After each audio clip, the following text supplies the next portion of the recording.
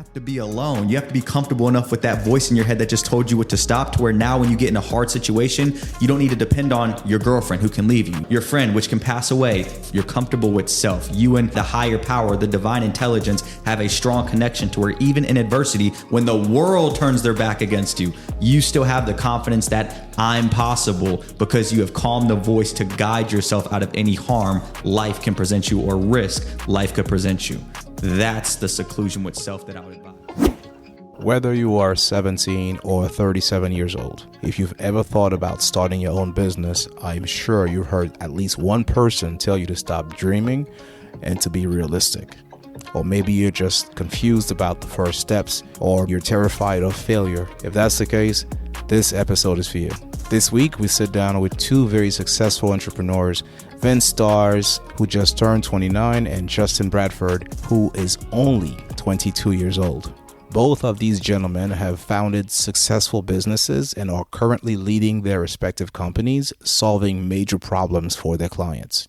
From their philosophies on what if versus even if, time horizons, what is possible versus what is probable, and why they are choosing to remain single for the time being. If focus, concentration, and determination was a person, it would be these guys. There's a lot to learn here, guys. Welcome to Manhood Matters. Let's get to it. In the living room, finds his voice. Four souls gathered, making a choice. Stick of less great, no sugar to cope. From a black man's lens, each word a keynote.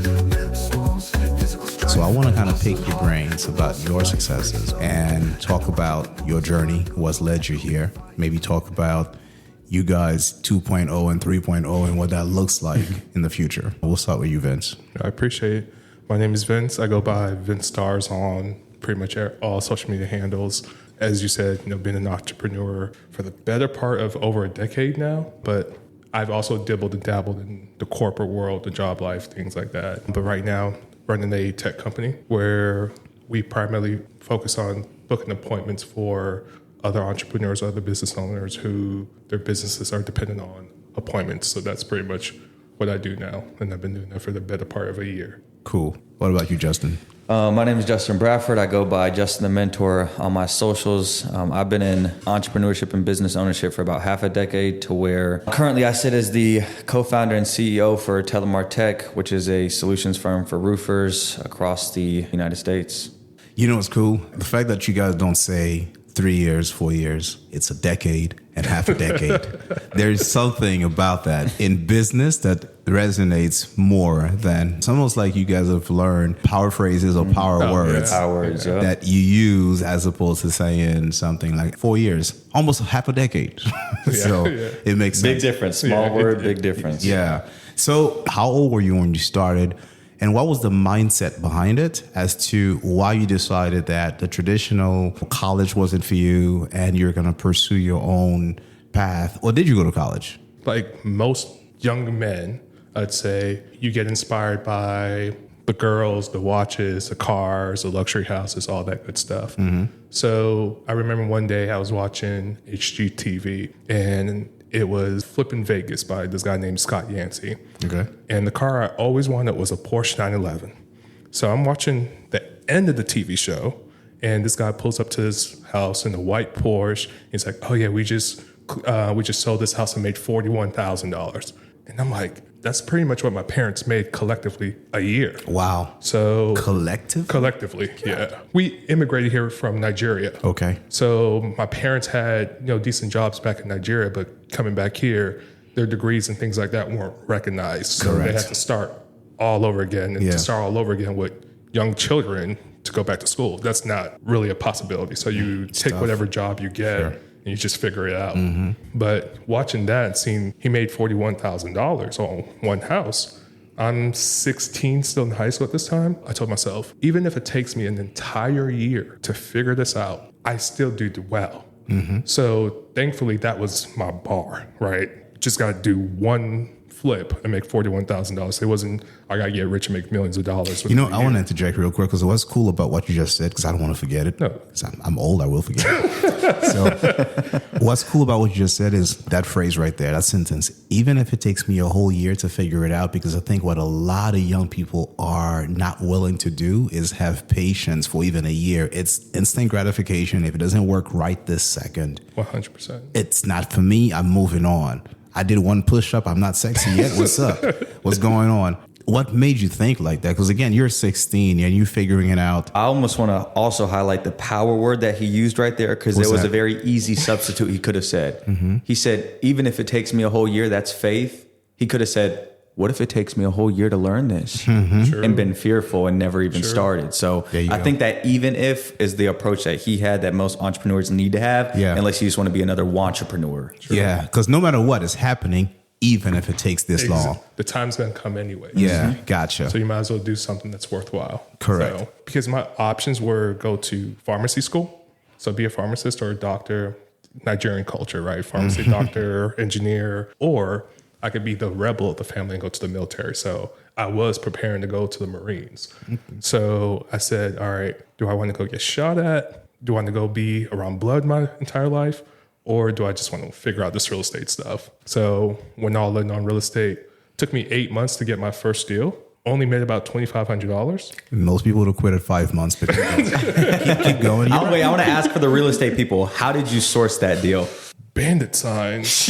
Yeah. Trenches. That's what that answer said. Yeah. We buy houses. Handwritten yellow letters, the old school. Flyers sticking in doors, Man. vacant houses. I remember those postcards that people put on cars? I did that. Going to Publix, Kroger, He's going to the Home Walmart, Depot. Like I know y'all got a flip y'all are working on. Everything. Sell it to me. Man. So 8 months later, you get a deal. Yeah. Like I said, even though the first deal was only $2,500, and I even take that principle to everything I did after that, it was still the most impactful check I've ever made in real estate, because that was the belief check. It was real. It could happen. And then within the next 4 months, I collectively did over 100K. So, but it started with that one, this is real, showing my parents I made $2,500. And I went to the bank, got it all out in ones. So Of course you did. Buy my shoe boxes. So imagine coming to your parents with all ones and $2,500. Oh my God. 2,500 ones.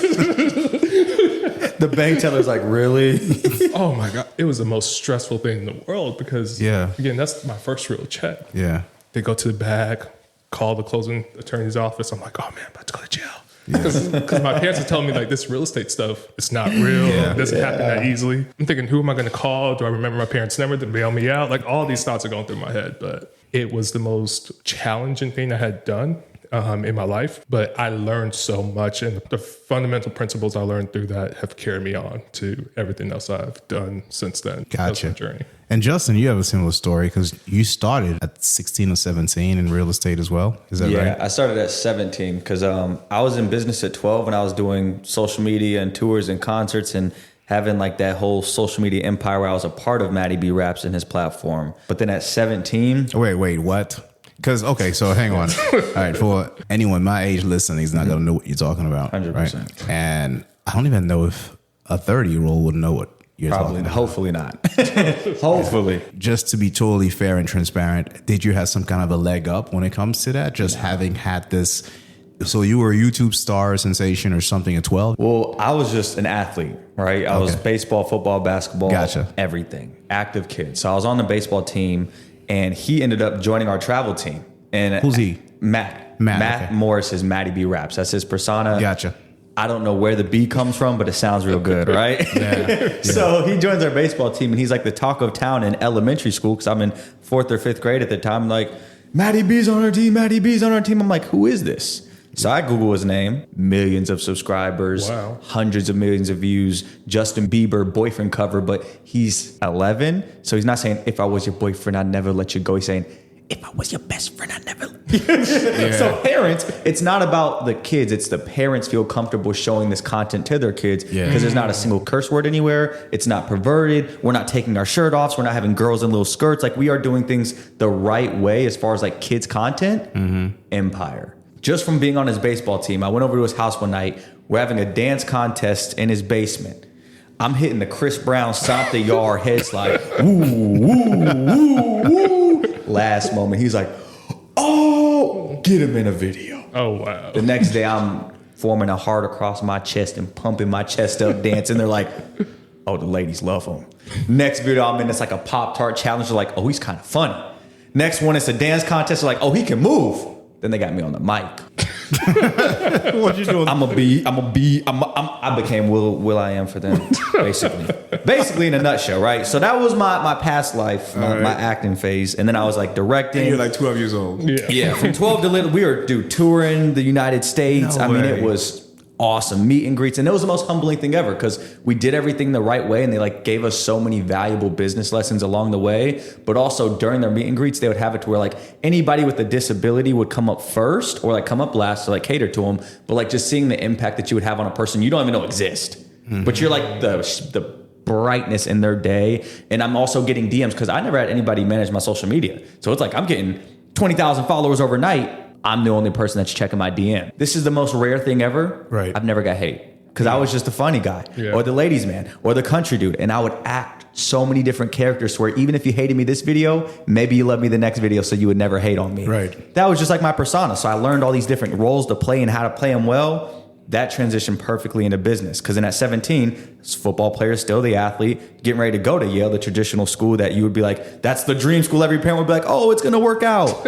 And I turned it all down. And they were like, So you turned down the Ivy League. yeah, Yale, Princeton, like I had 28 Division I scholarships. And obviously my dad going that route, University of Colorado or Colorado University, and then playing at the NFL and coaching in the NFL. He's like, my son's going to basically recreate the path. Yep. But I wanted to do it bigger. Because I saw two levels of success. I saw the level of success from a high-paid employee and my father, because even though you're in the NFL, you're at the peak of your niche, you're also reporting when they need you to and doing what they need you to, and you can't actually be the like present father you would prefer to be, but you can be the provider. So there's a substitute. Hold on, time out. So how old are you when you're thinking this through? 17. You're 17 years old. All right, so this is not going to apply to a lot of people out there because here's what I'm saying. You're 17. 99.9% of 17-year-olds, when they're looking at a path that's pretty much laid out for them. Hey, my dad's in the NFL. He's coaching. He's got all these contacts. I can take this scholarship and go to an Ivy League school. Worst case scenario, I got an Ivy League education. I have all the connects in the world. Such a bad life. Yeah, it ain't bad, right? So that's the worst case scenario. You're able to think it through and rationalize and come up with, I don't want this because this is not good enough. I never thought of an NFL pro football player or pro athlete as someone who is reporting and checking in as an employee, but that's really what they are. To have that mindset and have that presence of mind at 17, what's the foundation for that? I think it's a balance between two things. And like first, I credit it to like divine intelligence, meaning it takes a certain level of awareness and like effort to pry enough information out of the world, whether it's through a book, a person, a podcast, whatever, right?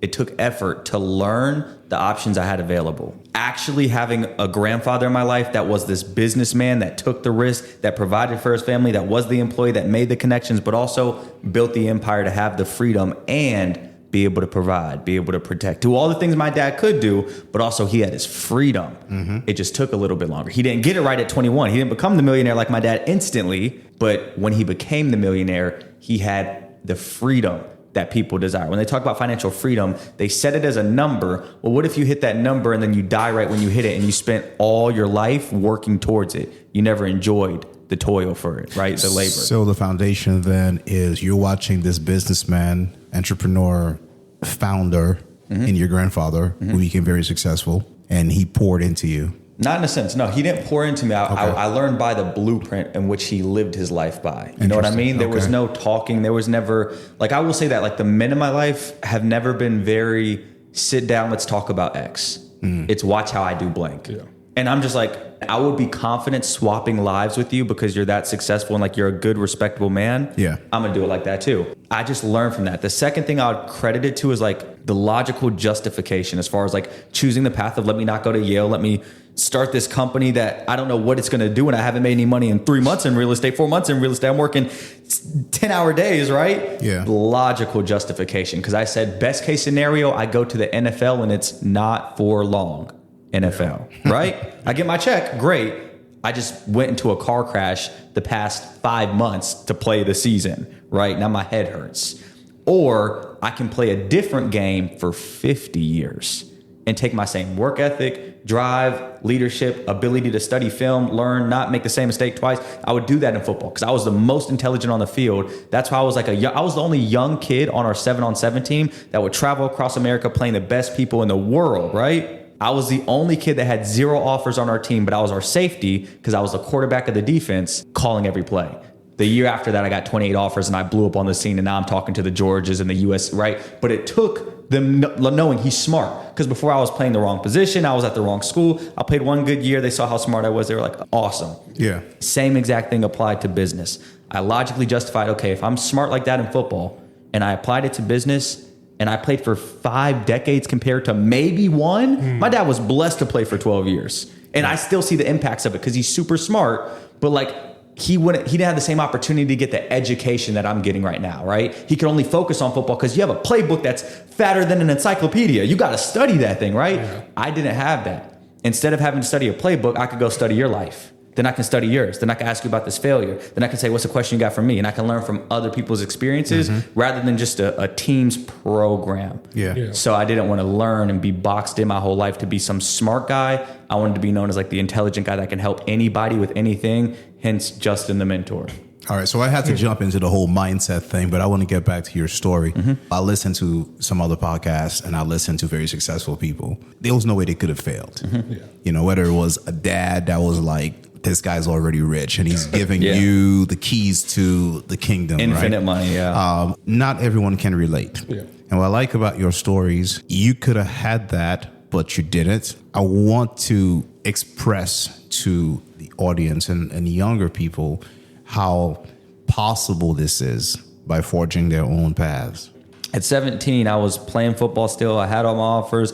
And then I picked up this job. This was like my first ever quote unquote job, right? To me, it didn't feel like a job because it was a 17-year-old CEO that was in my freshman class saying, hey, man, you want to come make some money? I was like, sure. So we're over here. We're a social media marketing company for restaurants, telling them they're going to get more business. BS, right? So we're doing this for like 2 weeks. Hey, guys, now we're a real estate investing firm. Yeah. I'm just an athlete. I don't care what we're doing. Give me the script and let me act. I was booking like 10 calls a day with those restaurants with no script. I was just having fun. So I was naturally just charismatic, creating words, making people like me. And then all of a sudden we became a real estate company and I was doing the same thing. And now I had the potential to make $40,000. Life just got so different. I was like, oh, I'm out here offering $500,000 on a home and sending out a contract same day. And then I'm doing that 4 more times before the sun even went down.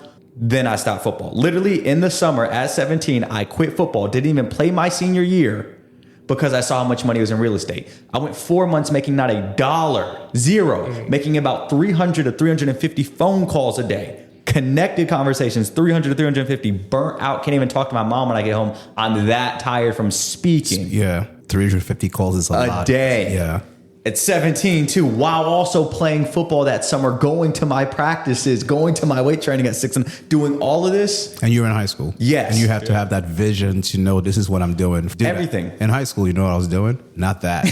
You're like playing games, playing on the drums. I'm not even in my head. I'm not even grown. Job. What's a job? I'm not even thinking about that yet. And I'm not even seeing it like a job. I'm just seeing it as fun. Like I'm out here hanging out with my friends, just calling people, not even hanging out with strangers, my friends, having fun. Then at 17 still, I was like, dude, this company is ran so horribly because we just saw this guy make about $200,000 in the span of 2 months and then pull up in a new Mercedes and then all of a sudden buy a new Tesla and then all of a sudden pull up in a Lambo and have the pink slip and we're only getting $600 every 2 weeks as a salary. Left that company with 3 of the other guys from that team because there was like 7 of us in total. It was a startup brand new because now we started to touch some cash. Me, Jaden, Thomas started a company called Divestic Ventures, who they're still active today, and I think Duluth or Tequila.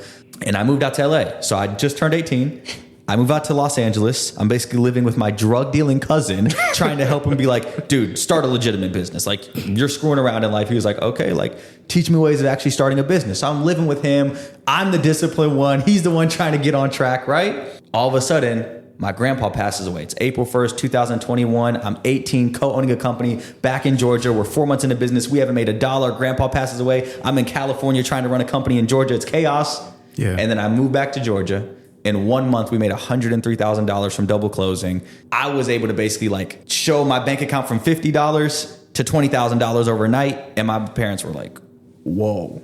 Yeah. Like that's real. Cause then I exited that company to where I just had them purchase out my equity, started Capital Homes Georgia. And then I ran that firm for like 4 years, had Capital Homes Tennessee, Capital Homes Colorado, Capital Homes Alabama, to where we had a couple of different firms, but we were literally just doing virtual double closing to where we'd buy properties and then sell them off to hedge funds to make a quick flip. It's like what you're talking about. Instead of actually flipping the property, I never watched HGTV. I was flipping contracts. So we never had to step on site in the property, actually buy the materials. Like, dude, I can't even tell you how to color match paint. Like, you know what I mean? But I was just over there flipping deals. And then obviously from there, I just developed the business building skill set to where coming over to Telemar Tech and trying to go build any business from this point forward, it's like, give me a week and I can create the company. One thing that's powerful about certain points of his story, and I think it's relatable for anyone else, is just the power of environment or proximity, right?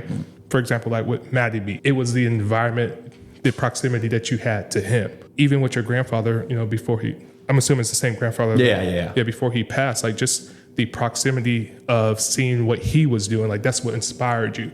So I would say for anyone who's a little bit younger to get around, you know, some of those things that you aspire to be, because there's just so much power in that proximity, in that environment, because it's a cliche saying, you're the product of the 5 closest people to you. And you can say, no, it's cliche, but you know what? Say that shit again, because that's exactly what they need to hear. Yeah. Say it again. You're the product of the 5 closest people that you're around, or the environment that you're in. Yeah. But now also think about it like this. Who was I living with in LA? A drug dealer. Literally a drug dealer. Every lesson doesn't have to be learned. Like some can literally be burned. You can be like, oh, you're dealing drugs? Understood, not going to do that myself. So power of proximity, I was around all these good people, but I was plugging and playing what I liked from people. I extrapolated the greatness out of every individual because everybody has something in them, whether it's your work ethic or something. And there wasn't always a direct lesson to sit down, let me teach you blank. I just saw how you did blank. So if you're around successful people, that law of exposure, once you know, you see the way that they're disciplined. You see their schedule. You see their strictness. You see their ability to say no and turn down pleasure. You see their ability to have perseverance. I never had to ask because I would just watch and then watch and then watch. And then maybe one day I had the level of consciousness to go, hey, when this happens and you do this, what makes you think that way? And then they give me such a profound answer. I'm like, whew. Yeah, bullet. Never leaving that alone. Yeah, More is caught than taught. Yes. Yeah, sometimes Yes. it's also watching people as you learn what not to do because you're watching their mistakes. And again, it goes back to that foundation we talked about earlier. Vince, you had mentioned to me prior to recording here today, you had some crazy success story. What's your deal with that? There are a few successes in real estate. I think real estate is what gave me the platform to go do so many other things because number one, my age, right? So I closed my first deal at 17. I was interested at 16, didn't do anything for those first 8 months. By 17, I closed my first one. By the time I was 19, I had bought 20 something properties. And so by that time... Wait, shit, really? Yeah. By the time you were 19, you bought 20 properties. Yeah. That's crazy. And people started to come out to my projects and see, again, this child. Yeah. I'm posting it on Instagram, which wasn't as big back then. And then I started getting invited to speak on stages across the nation and things like that. It's this young bull who's doing XYZ. Yeah. And parents are like, oh, you should be doing this. You should be doing that. Other people's parents? Yeah, other people's parents. So it's interesting how people will be like, oh, you should do this now. Like, but if their kid was like going to break the mold to do it, they'd be like, no, you're going to go to school. That's what you're going to do and get a regular job. They will push you to do something that will limit you. 100%. You know. By the time I was 20, we were doing over $1 million a year. And then by the time I was 23, I think we were 4 million-ish, which in our world was a lot. I mean, in the grand scheme of real estate, no one notices that. We had a team of 22 people here locally, and then we also had some back-end admin support and things like that. But like I said, it took me from zero, never had any business experience, to then I lost money. I started losing money because I partnered with somebody. In our first 8 months, we were just losing 6 figures because we tried to outgrow our revenue, right? We tried to be the show. So what Justin was talking about, with the cars, with this, thought that would attract more success if I wear certain things, if I'm at certain places. It doesn't translate like that in business. A lot of people think it does. I know, for example, like guys in the insurance game, they will not advertise unless there's like this luxury car behind them or they're showing tons of cash. It's not just insurance. It's just any business where you're trying to recruit. And you guys like that in the solar world or in the alarm world, that would pretty much not post anything unless it was the most extravagant, luxurious thing that would attract these young college kids to come work with them. They'd go spend money, a lot of money, on these luxury cars. I know guys who were renting out luxury vehicles for like $2,000 a day just to have this Lambo or whatever it cost. It was some ridiculous amount of money, right? Just to go to a college campus and camp out for like a week and a half, trying to pull these guys to go come sell with them, because the idea was to sell this dream. The vision. Sell this vision, sell this dream. Like, look what I'm driving. Look what you guys can have. But you don't know the real story. And I hope the younger generation here, like, truthfully, all that, luxury brands, luxury cars, all that, when you sit back and really think about it, you're impressing the people who are on your same level or beneath you. And I hate to say the word beneath you, but who aren't doing as well as you're doing. Mm-hmm. Like, those are truly the people who are getting inspired and impressed by that. Yeah. But the people who are truly successful, who you want to rub shoulders with, who you want to learn from, they see that stuff and they laugh. It's not really important. They want to see your hustle, your drive. They want to see your financial statements. Are you disciplined? Then they'll come. Mm-hmm. Let me go hide behind my insecurities or whatever it is. Yeah. Alex Hormozy, he was basically saying how he drove this Prius. And he was driving the Prius and he had $1 million in the bank.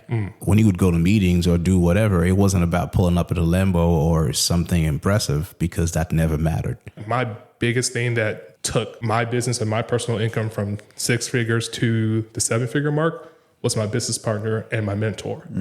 Having someone who's going to check you on certain things, check you on certain decisions. Like, I remember I wanted to go buy a BMW. My business partner and mentor was like, at this stage, I really wouldn't recommend it. Like, we're still building, we're still early. Yeah, we tasted a little bit of success. I wouldn't recommend it. But one thing I love about him is he's never told me, I told you so.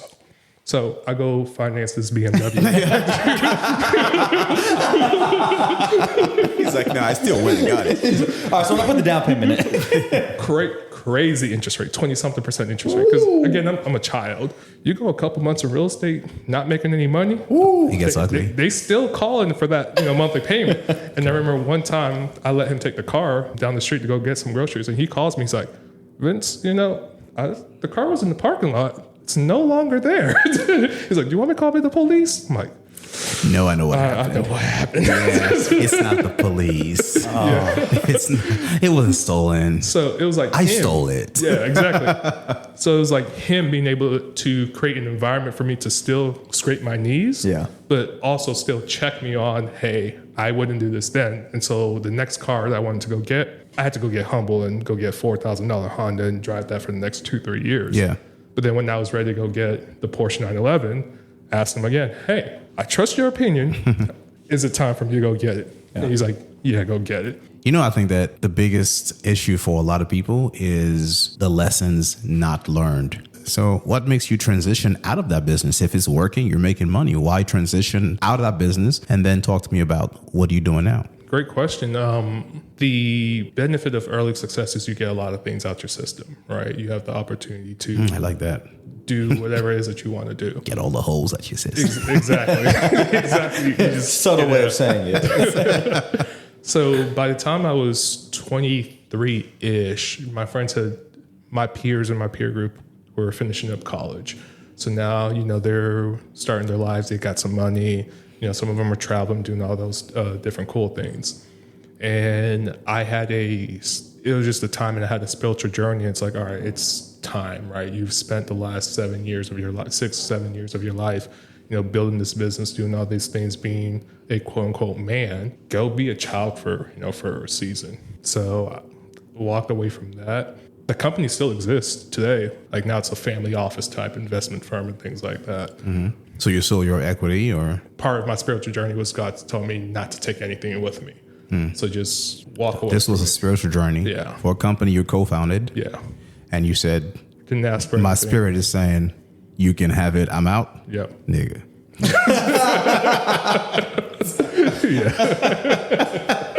Woo! Shit. It was tough. No, it wasn't. It was tough. Okay, so spiritual journey told you to go ahead and walk away and leave it all. Yeah. And you did. Yeah, because the theme that my spiritual mentor, saw was, right now I'm striving, not thriving, which was true. Everything was in my power. I became, quote unquote, God. Anything I touch, I'm going to make money. It was because of my power, because of me. And so I had to release all of that. It was just perfect timing because, again, my peers had graduated, work jobs. COVID had just happened. Everything was shut down, so you can't even close on real estate anyway because the courthouses were closed. So it was just perfect. It was just a perfect wind of events that happened. And then that's when I realized that I really wasn't God. I got humbled. That 2019 to 2020 was my most challenging year of my life. When I say anything I could lose, I lost. People who get nervous about having no money in the bank. Imagine scooting past no money to negative $80,000. Whoa. Yeah, it was bad. How do you even get to negative 80? Because they stopped me at. Hey, if you asked him in the moment, he'd be like, how don't you? He was like, so easy. That interest, that principal. At some point, they stopped paying shit for me. Man, Talking about, overdraft. Man, my God. Yeah, and then IRS tax forms hey, even though you left this company, you still got to pay the taxes on it. Don't forget about that money. Yeah. So it was just they lost family members. It was just a lot going on. And from there, I got a job for a couple months to kind of get a quick win, to be honest. It was selling security systems. So Which company did you work for? Vivint. Okay. Yeah. So worked with Vivint for a while, became one of their top sales, and I'm making over $9,000 a month on just commissions. Yeah. You have to remember, I went through a year. I had all this success in real estate, lost my identity. COVID happened. Everybody's doing whatever. I'm trying to figure out what am I going to do now, and I'm telling myself I just need to win. I just need to know, do I still have those skills that I learned in the past? That's why I went to go to Vivint. Right. Did well there. And from there, went and met our mutual friend, Martin, who had an insurance agency. And all those skills I learned in real estate, took it from there into the insurance agency. We grew to over 200 agents, got to exit that. And then I went to the tech corporate world again for tech. All this time, looking back, I was refining that technical knowledge that I had. And now just being able to utilize all those skills and everything I've learned in business to serve other business owners on the AI level. So anytime I talk to someone who's successful, I always hear there's a sales skill. Oh, 100%. That had to have been learned. There's this grit, resilience, entrepreneurship. But it always goes back to, I know how to negotiate. I know how to sell. A lot of people don't see themselves as, I'm not a salesperson or whatever it is. I'm just like, you're selling 24/7. Everything that you do to promote your business. And it sounds like you kept refining those skills over the years. Yep. Eventually founded this new company that you're running now. Correct. Okay. Yeah. And which is? We essentially sell AI infrastructures to business owners. So we communicate with business owners. We figure out, all right, where can we implement AI to manage some of that human capital? You may have employees that are front desk receptionists, just to make it pretty simple. And you're trying to scale, you're trying to grow your business, but you only have one front desk employee. Well, we can build an AI system that will handle all the inbound calls, that will triage it. So if it needs to go to this department, that department, if they need follow-up for the next 3 months, and even for the salespeople, one of the cool things that we've been working on now is having role play for salespeople. So if someone wants to not replace their salespeople, wants to make them better, now we can take their sales manager, upload all their trainings, all the call recordings, all the scripts, have their salespeople get on the calls, and in real time, the AI is giving them pointers and, this person may be concerned about X, Y, Z. This rebuttal may come up. So, try saying this. And so that's some of the cool things that we're doing right now with the AI stuff. That's awesome. What's the name of the company? InLeap. InLeap. Yeah. So InLeap's job is to get a shit ton of humans fired. I Sounds like you're coming for my job, bro. He got the receptionist fired. Sales rep, they're gone. Manager. No, we still need a sales reps for some old folks who want to see a human being, but we don't need a manager. Nah, he's out. Yeah, no, I'm joking. Because see, it's the same thing, right? Back in 90s, everyone was afraid of the internet because, oh my God, it's going to replace everything. And none of us going to survive. We're going back to the Stone Age. and only 5 people are going to be rich and 8 billion will starve. Obviously, that's not the case. And AI is the same thing. You know, you embrace it because it's here. There's nothing anyone can do about it. Any business owner wants it in some capacity in your business. So I think that you've got something that's obviously outstanding. And congrats to you, bro. I appreciate it. Thank you. So speak of that transition, because you guys now, both your businesses are working together. So talk to us about your business, Telmar Tech, and how it was founded. Again, you're 22 years old. You founded a company. It's doing amazing. Go ahead. I won't steal your thunder. So talk to us about it, brother. Well, yeah, more French. You know, we founded this great company. How is because I think in relation to Vince's like story on transitioning, the thing that real estate gives you that can't be taken away from you after you develop it is operational management. You can create something from nothing and organize a system around it to where it can be duplicated with consistency, right? Because I had that skill set and I had like access to softwares from real estate that I know you can cold call people and access every homeowner in America and have 50,000 people with this specific parameter that you're reaching directly. Why are we knocking doors? And so I heard about a company, Terminus, from JP. He was like, hey, Eric Young, know that name, grew up around that name, $1 billion developer, built the aquarium. Hey now. So you want to be around that? Nope. I heard he's about to get him his GC license. Wanted to be around that. So I'm like, whoa, because I'm in real estate too. I'm like, dude, I want to get into luxury developments for single family residential long term. So why not start learning it when I'm 21? You come in as the manager, maybe 3 days as I'm into that role, and I'm like, this isn't what I signed up for. They're trying to tell me, I'm over here, I sold a roof. But I'm like, dude, I don't know the first thing about roof. I'm not climbing these things. I'm falling off these things, man, screw this. So you come and you like knock this neighborhood with me. We go to some nicer neighborhood. Dude, we maybe had like 3 people open a door. I'm looking at him like, this is modern slavery. Wow. I was like, when they say it didn't get abolished, but just polished, this is what they meant. Wow. Meanwhile, my background, like you, I came from the Vivint world, right? But I'm a door knocker. So I'm like, no, we're knocking doors. This is what we're going door to door. This is what we're doing. And I don't know any other way, right? He's complaining, but he's also saying, I have a solution. Yeah, I'm not a problem talker. I'm like, all right, so let's hear it. Yeah. And he's like, show me. And so, and literally, I wasn't complaining. I was like, I'm cracking jokes. Like, you know, athletes, when you're going through the pain, when it's football camp and it's summer, you're suffering with your boys. It's hot. Yeah, it's true. And it's hot as hell. It's hot as hell. I'm like, dude, what are we doing out here? So he's laughing his ass off. And then we ended up sitting by my car for maybe like 5 minutes. And I'm like, bro, I'm never doing this again. Oh, wow. He's like, what? I was like, dude, I could be in air conditioning, calling 300 people a day, setting more appointments than your entire team. I'm not doing this. You're like, show me. Yeah. Right? Well, cool. I can show you better than I can tell you, right? It sounds good, looks better.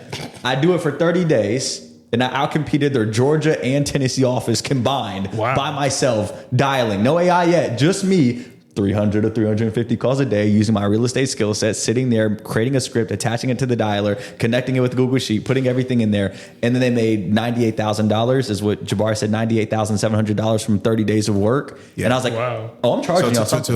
To make this make sense, basically, he started dialing, and instead of taking all the leads, sold leads to the company that he was working for.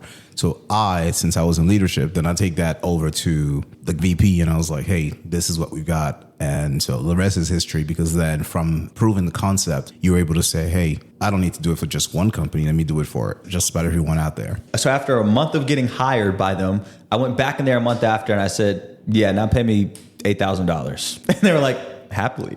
Like, sure, here you go. Walked away with my check, drove back home, took a picture, and I was like, here comes Telmar Tech. Opened up the bank account, PR, everything. And I mean, we're 11 months into business as of now. And I mean, yeah, we've been doing pretty good. We built this company to exit. And that's why I left real estate. It's like, So, you know, we take it for granted that everyone understands these business terms. What do you mean you build it to exit? I'm building this company to be able to sell off for a large acquisition one time. And then obviously maybe maintaining a couple shares in the company if they went public, or a little bit of equity would make sense. But I'm building this company to have a good enough just EBITDA, which is like your financial statements for your business, have a good enough financial backing to be bought out by private equity, or, I mean, anybody who's just looking to acquire good cash flowing company. Timeline.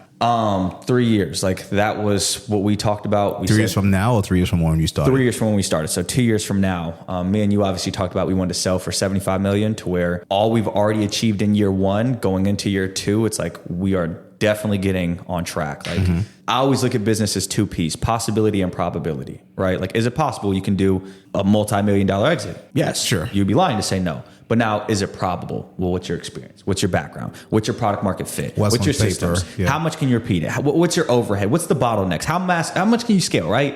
Where do you learn all that from? Because you didn't go to business school. Oh no, he went to school. There you go. You're right. You're right. You're absolutely right. He did go to school, because there's the traditional, conventional learning, and then there's what you've learned in the field, working, your experience. But where do you pick that up? If you want me to like genuinely honest, and I'm saying it's like humbly, I genuinely think it's like almost impossible, because I've lived a life of such extremes. Like, you know what I mean? It's like you don't get super successful in sports and you're billion of views and you're super successful company and you're able to like be liked by anybody. But in the sense of like, I can like talk to you and relate to you and ask you questions and care and not just be like some stuck up egotistical guy because I got success when I was younger. Yeah. Right. So it's like, I'm comfortable with death. Like that's seriously the reason why I've learned so much, is because I've never said no to anything. Or I've never been too good for anybody. And I've never put myself in a box ever. Yeah. I only like to speak off things I've done or learn from somebody else and what they've done. So like, because I've asked so many questions about so many different topics and learned, I've then been able to apply, see my own experience, and then have good relation when I've tried to explain something or a new understanding of a concept that I probably previously didn't have. Gary Vee talks about this. He says, do everything. He says, try it. You know, you're in your 20s. Go ahead and go for it. I think that what happens is we have a lot of people who stand on that cliff and they're totally afraid to jump, because it's just like, what if it doesn't work? What if versus even if? Remember what I said? Yeah. Like, that's the thing with Vince. Like that was my mindset. I'm doing content. Dude, what if you go to school and they start bullying you because your face is everywhere and you said a bad joke and it was cringy and it was corny and it was... I said, listen, even if they judge me, I just got paid and bought some Jordans. Yeah. I was like, I don't care. Yeah. So yeah, it's that mindset. It's the same time you go to sleep, your kids, your partner, they don't go to sleep. If somebody got stabbed, you're not going to bleed with them. I've never seen a 2-man casket. If that's the case in the reality we live in, why would I base my next move off of society's judgment or boxes? That childlike mindset of freedom is like genuinely what I'm trying to chase to maintain the creative ability. Because as you grow older, you become too analytical, and those are the most beautiful processes in life: creation and analyzation.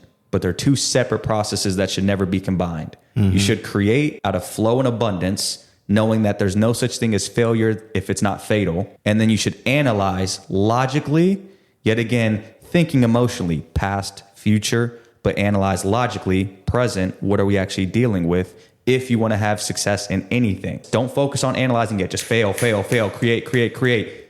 Then switch hats. At sometimes I was at the heights of creating, and at sometimes I would be at the heights of analyzing, but I would never mash them to where I didn't take action. Because if you mash them, you don't take action. You're trying to do something, but then you're hyper analytical, and then you're like, what if I... And you're thinking about all the bad, and you become a pessimistic person rather than just doing it, looking at it. And even if it was bad, you're optimistic because you still saw the good or the lesson that you got out of that experience, the wisdom that came from it. Dope. I'll also add time horizons, right? If you give yourself enough of a time horizon, you could take action on whatever. So even now, if I wanted to go to the NFL, which I'm not, if I said, all right, I want to be an NFL player in a year, that's not likely. But if I said, all right, if I give myself the next 5 years to prep and things like that, I could probably get a lot closer to whatever that goal is. So people just have to be a little bit more forgiving with the time horizons that they give themselves, especially when you're younger, because in the generation that we live in now, it has to happen tomorrow. Yeah, microwave generation. If it doesn't happen tomorrow, I want to do what Telemar Tech does. So I'm going to give myself a week, a month, whatever. But like you said, you're 11 months in. So you talk about time horizons, how realistic that is. It's one of my least favorite words, by the way, being realistic, because it always feels like someone's saying you can't do it. Yeah. But if you're using it in the way that's supposed to be used, you're just saying be realistic in the sense that create a SMART goal with the acronym SMART: specific, measurable, attainable, realistic. And finally, time specific. If somebody says be realistic, they're basically saying, hey, lessen something about what you just said because you actually should go do that. Yep. It's like, be realistic. It's like, hey, that's very possible, but like you probably just need to tweak one or two things and then you can actually achieve That's it. the way we should interpret it. Yeah, be realistic. To fuel ourselves and our dreams. But I think most people, when they say that to you, hey, be realistic, more than likely they're discouraging you. Usually that means, man, just get yourself a job. Yeah. Yeah. And what you know? talk about with time horizons, like Alex Mosley talks about, it's like people are going to tell you be realistic. People are going to tell you go get a job. People are going to tell you it's not going to work. People are going to tell you you're crazy, right? And they're going to tell you you're a failure. They're going to tell you it's not going to work. They're going to tell you, dude, this is going to screw up. And they're going to be right.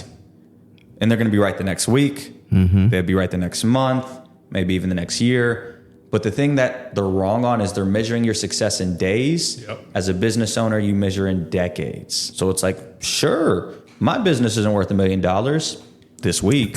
Yeah, No, today. it's not worth $1 million this month, this year. But then in 10 years, while they're still playing and having fun and laughing and pointing, because the hate never comes from above, like you talked about. It comes from below, right?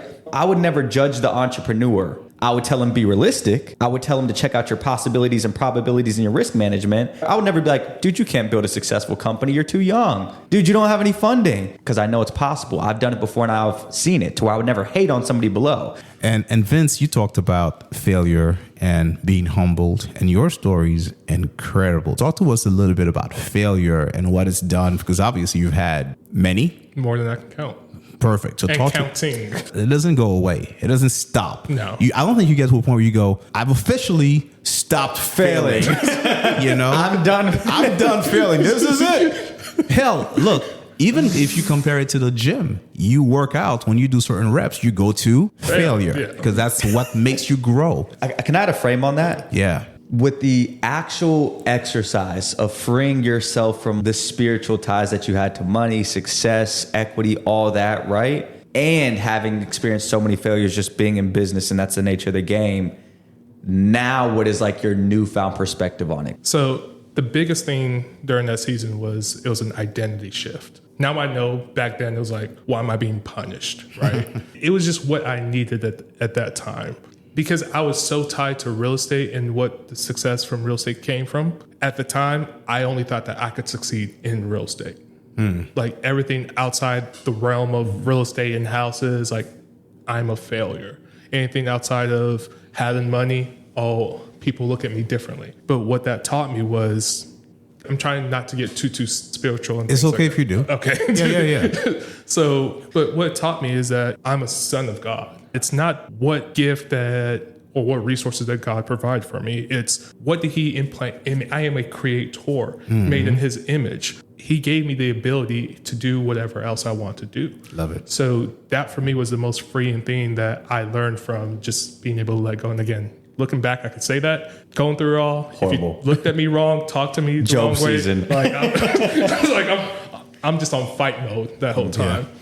I gained another mentor who gave me perspective throughout that season, right? So saying things such as, when someone tells you what you're about to do is impossible, he said, well, in impossible, there's I'm possible. Because I heard that a lot. You can't do it again. Oh, it's impossible for you to go do something else.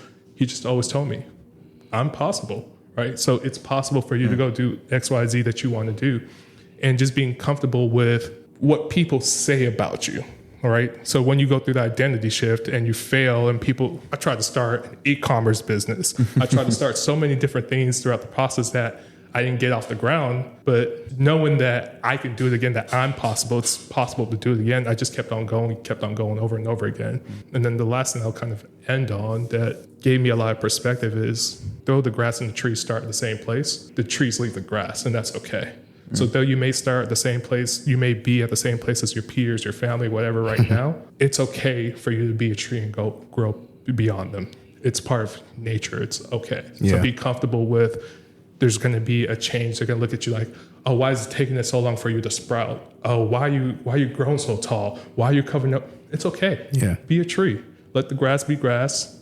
Be a tree. Yeah, and that resourcefulness is something that's in you that cannot be taken away. These are the lessons that you've learned, through hardship, through time, through patience. Resources, however, if you were to talk to someone who's starting out right now, who maybe you're staying on the ledge and thinking about doing something, you can't impart resourcefulness in them. That's something they have to go and get. The best way to be an entrepreneur is just to go be one. You have to go fail. Doesn't matter how much you read, you have to go figure it out for yourself. And you're going to get your teeth kicked in every once in a while. More often than not, 10,000 failures, one success. Yeah. So the ratio is not exactly fair. But that being said, the resources that exist today, the technology that exists today, what would you recommend that people do if they were to start? And whatever the idea is, we don't know what it is. It could be drapes. I don't know. It could be coffee makers. It doesn't matter what they want to do, what they want to sell, what they want to create. It could be a service. But what resources would you recommend? I got 2 books and then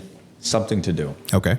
Book number 1, I'm going to suggest Essentialism by Greg McKeown, The Power of Saying No. Once you understand that, you now can have better time allocation to start a business. If you can't say no, if you can't turn down the parties, the dates, the friends, the hangouts, you will never even be able to get the thing started. You need time, right? So read Essentialism, know how to allocate time to something you prioritize. The second book will be Blue Ocean Strategy. And that's going to be the book. You read it? Yeah. That's going to be the book. That's literally what created our company, because it talks about everybody fights for the same thing, because everybody wants the same finish line, but they don't realize you don't have to run the same race. Yep. To where we created Telemar Tech in a way, we have the most transparent appointments in roofing. We're the only solutions firm in the entire industry that has a TAM of like $87 billion just for the resources in this space a year. And we're attacking this market with an offer that does not exist, but a problem that everybody acknowledges.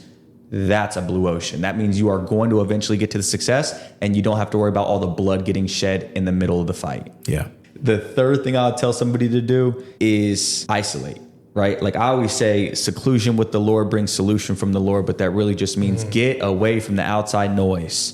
Because there was something I always told people was like, we spend so much time listening to outside noises that we lose the touch of our internal voices. Internal, right? Think. Close your eyes, close your eyes. Seriously. What is the one stupid thing that I continue to do in my life that if I just stopped, my life would instantly get better? You can open your eyes because you didn't say anything. You didn't say anything. I didn't advise anything. There's no movie playing, song going, and you just answered something. Yeah. And everybody listening answered something. Pornography, drugs, alcohol. You just told yourself what you need to stop. And if you stopped it, your life would instantly get better. You have to be alone. You have to be comfortable enough with that voice in your head that just told you what to stop, to where now when you get in a hard situation, you don't need to depend on your girlfriend who can leave you, your phone, which can be dead, your friend, which can pass away. You're comfortable with self. You and God, the higher power, the divine intelligence, have a strong connection to where even in adversity, when the world turns their back against you, you still have the confidence that I'm possible, because you have calmed the voice to guide yourself out of any harm life can present you, or risk life could present you. That's the seclusion with self that I would advise. You're always dropping gems, brother. You know what is this? This is Wakanda's vibranium. I know. This is not even it's not some diamonds, some dope ass shit.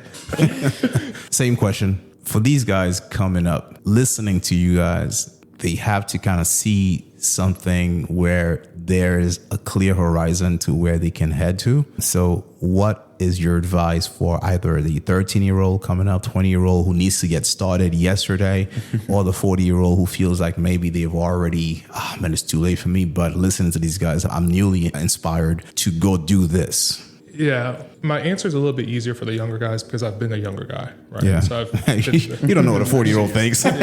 He's like, even now, for the real estate development company I have, one of my friend's daughters is interning for us. And she wanted to know, does she want to be an architect, a designer, whatever it is. She's 16 right now. And so part of her internship, and the same advice I'd give to anyone, is number one, I'm more on the practical side. Like, go be as close to what it is that you want to do as possible. So if you want to be in real estate, if you want to design clothing, if you want to be a musician, if you want to be whatever, my first thing when you're younger is go try to get an internship, go try to get a job, go try to be in that environment, because you'll learn a lot more doing that than you would, studying the best of the best books, than you will, reading all the YouTube videos. Like, there's only one way to learn how to ride a bike. Like, go get on the bike, go scrape your knees. So for the younger person, I'd say try your absolute best to, yes, learn the fundamentals, right? Because it's a lot more challenging to teach someone at our levels, to teach someone the basics of the basics. Like, hey, you got to lean the bike up first. You got to sit here. You got to do that. So go learn the basics. But once you have the basics and you can have a conversation, go start applying to places. Go try to do some freelance work. Just go start doing and understand that whatever it is that you're going to do is going to be messy, and be comfortable with it. Yeah. Because all you're doing is just gathering information. Do I like this? Do I not like this? All right, how can I make this better? So that would be my thing for the younger generation. Just go do. Like, you're in your doing season right now, especially now. Life is moving so quickly that if you plan out for the next 5 years, and as you said, with AI or some other groundbreaking technology comes, your plan could be pretty much useless. Yeah. So that would be for the younger person. For the older person, and you mentioned this earlier, and even with your story of any new business that you were meant to start, like, you could do relatively quickly. That comes because you've accumulated skills. So when you're older, you've accumulated a set of skills that's gotten you to the place that you're at now. So you're not so much in your just go do whatever and internships and whatever. Like, you have to be a little bit more calculated. At that point, usually there's a family counting on you. Responsibilities, bills. Exactly. Yeah. Exactly. So you've got to kind of map out shorter time horizons and milestones along the way. So if I was, if I had kids, a wife, all that, and I wanted to make a career change from tech into, call it fashion, I would give myself 4 milestones within the year. All right, for the first 90 days, I need to be well versed in XYZ. So let me go network for those first 90 days with other artists, other people like that in the industry. Next 90 days, all right, now I kind of understand the fundamentals. What skills, what projects, what things can I do to add to my resume? And it doesn't have to be your literal resume, but my resume life skills. Correct. Based on what I got the first 90 days. And I would transition like that if I was a little bit older. One thing that I'm seeing as a common theme or a common denominator here is the fact that you're both single and not focusing on anything when it comes to a relationship. I'm not saying that you're not dating, or I don't really care about your little side lies. Your little side lies and what we do. But it seems like it is not at all a priority, and the business is a priority. 100%. Okay. A lot of the young men, when I talk to them, they'll be 21, 22, 19, and they're asking me questions, and the questions have to do with relationships. How are you able to say, I'm going to go shield all this away from me and focus on what I need to focus on? Because it's not an easy thing for men to do. So for me, to your point, like, I do guide things, but the biggest thing that I realized with my business partner mentor when I was younger is I realized that the best women are behind, I call it a paywall. The best women in life are not at the free events. That's not where they are. The best women in life, like, you got to pay to play. Golly. And so He said they're behind a paywall. Shit. And that price is going up. yeah, exactly. So, and because my business partner was a retired business attorney, I mean, I met him, had the Bentley, had the house in Johns Creek, and he had a child, but he was single, or had 2 children, but he was single at the time. And so, like, I'm a kid around him. I'm like looking around like, I just came out of high school. All I know was high school, college, girls. So I'm looking around like, and they just flock to you. And so just seeing that and knowing that, all right, if I just hold off a little bit, I will get the best of the best women. I get to choose based off a bigger pool of women versus. But does that mean these women are attracted to your money for your money? I hope so. No, wait. No, I'll repeat it too. No, I hope so too. Really? Yes. I hope So it's not for you. You want them to be attracted to the money can be. for the money. It can be. For the It's money. a plus. Helps. So Because that's like the same. I guess I'm a romantic. I'm like, no, I want her to love me. But, we've had the discussion and we disagreed on it. Love that was versus okay. respect.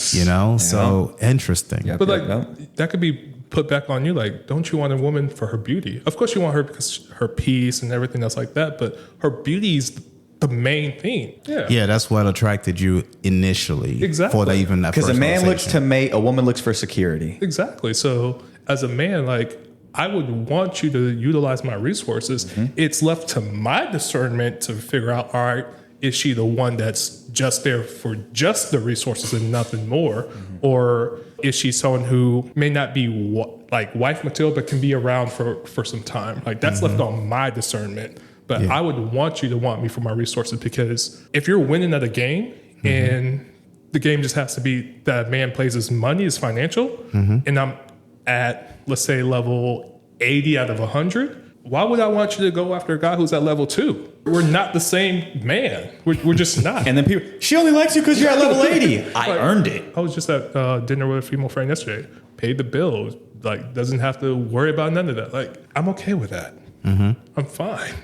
That's interesting. When you focus on elevating as a man, everything else attracts itself to you. But when you focus on everything else, it's like you lose the money chasing, or you lose bees chasing. What is the thing? 50 Cent. Yeah, you know the thing is you lose money chasing women. You never lose women chasing money. Yeah. So when I'm going to events, I'm going to like the all-white party over here, or the 4th of July event here, or the cocktail attire thing over here. It's like now the paywalls that I'm behind, that I don't have to pay for the ticketing because I'm networked well. Now I'm getting to meet like the upper echelon of women that are just more put together. They have good careers, good families, good balance. And I'm not meeting like the scraps walking out the club at 2 a.m. like, hey, shorty, I'm over. That's never been me. Never would I want it to be me. But yet again, it's from not being satisfied with that, only focusing on myself. And now it's like, I'm literally being gifted opportunities to maybe be placed in front of the person that could become my wife. Have I met them yet? It'd be crazy to say yes. But am I getting in the right environments where that woman would more than likely be found? Yep. Absolutely. Interesting. Solid philosophies. Go ahead. Also, as a man, we have the benefit of it's okay for us to prolong that, right? So there's no urgent need for us to get married, settle down at 21, 22, 23, 24, 25. Yes. Even if we found that person between the ages of 30 and 35 when we're in our financial, physical and all those strides, it's okay. Yeah. And usually that's how it goes. It's like you see the older man with the younger woman. Because if I asked you, right, a man's usually valued for like resources, right? Like in our game, if we look at another man, we're going to judge him off resources, right? Would you more than likely have more or less resources when you're older? You'd have more as a man. Right. So you would need more time. Yep. So the older you get, the better your dating pool is. Yep. As a woman, men value women as their what? Beauty. Hollow. We can say woman valuing a man for his resources is hollow, but we're on the topic. Well, now as a woman and your beauty, doesn't that start to fade and you start to do enhancements? So if you're more beautiful in your youth, it's like that's when your dating pool is the best. So I agree as a man, if I see a 19-year-old having a wedding, I'm not showing up because I'm not going to the divorce breakdown party 3 years later. You know what I mean? So it's like, I believe men do have better access later on. So I don't believe in having young relationships and seeking love. Seek respect, build a good foundation, principles, network, routines, to where when your girl comes into your life, you tell her, hey, I'm not looking for love. Like, I love my life. I love my friends. I love my hobbies. I love everything about what I do. I'm happy. I just want a woman that respects me and carries the last name with respect. So what happens when you get there? You've got the wife, you got everything, right? 3-4 years into it, something crazy happens to where you do lose it all. Maybe you heard another voice in your head and you you walk away, you give it all up. Is this wife coming with you? Oh, absolutely. She's staying. Absolutely. What makes you think she's staying if the reason that she was there in the first place is because she was attracted to what you had? Well, no. It's not that. So when I talk about resources and a woman wanting me for my resources and being comfortable with that, it's not just she's with me because there's dollar figures in the bank account. Over those years, or over that courting time that we've had, she's seen the man that I am. Again, the resources is like the beauty. So as a man, we don't say, oh, I love this woman just solely on her beauty. Like, we learn more about her character. There's a million of them. And other things. Like that, yeah. So the money's the equivalent of the makeup. Right? So it's like the key to kind of get you in the door. Now if you're in the door, you get to really know each other. So she sees that I'm resourceful, all that. You trust me enough to guide this family that even if we got into a place where we lost it all, it's not that we lost it all because I was just spending it on cars and whatever. I wouldn't jeopardize the family like that. Let's build it back. Yeah. Okay. Yeah. Mine's like a philosophy standpoint. It's like nature-wise. Have you ever seen one tree fall and the entire ecosystem die? One tree. No. because the soil's good. The animals don't have to leave. There's more trees. There's more plants. It's going to grow back. Sure. The foundation, right? The money, the figures, the banks. It's not the amount that she's attracted to. It's the development and the characteristics that you had to get along the way to get that success that she knows can't be stripped. 100%. Even if the money gets stripped, that's the tree that grew above the soil. She knows the roots are so healthy in you. It's not going to matter. If you lost it all, she knows you'll get it back. Very well said, Guy. Very well said. And that clears up a lot, because I think that a lot of people, when they initially hear, well, I want her to want me for the resources, but then there's more behind it. The story continues. Gotcha. So have you heard the show? Yeah. So then you know what happens at the end of the show? The voice. We have to do the impersonation. So one of you two is going to do it. I'm not flipping shit. This is the state representative from Savannah, Georgia. Ladies and gentlemen, we just want to tell you one last thing to let you go. If you guys like this show the same way I like some gravy over biscuits, we just ask that you support us. You follow the show, you leave us a 5-star review the same way I had 5 warrants out from my paid tickets, and listen. We want to thank you for listening. We'll catch you next week. Same way I may catch a bass, and if not, my wife may catch another case on me. Listen. When we share these conversations surrounding issues that matter, that are real, realer than Bigfoot, that's one son of a gun. We want you guys to listen to them every single day, share them, repost us, and at the end of the day, manhood matters. Yeah, man. Yeehaw. I might go with that one. I'm telling you, this country. Friends, powerful blend, tackling issues that never end. From our perspective, raw and true. A podcast for all, but our point of view.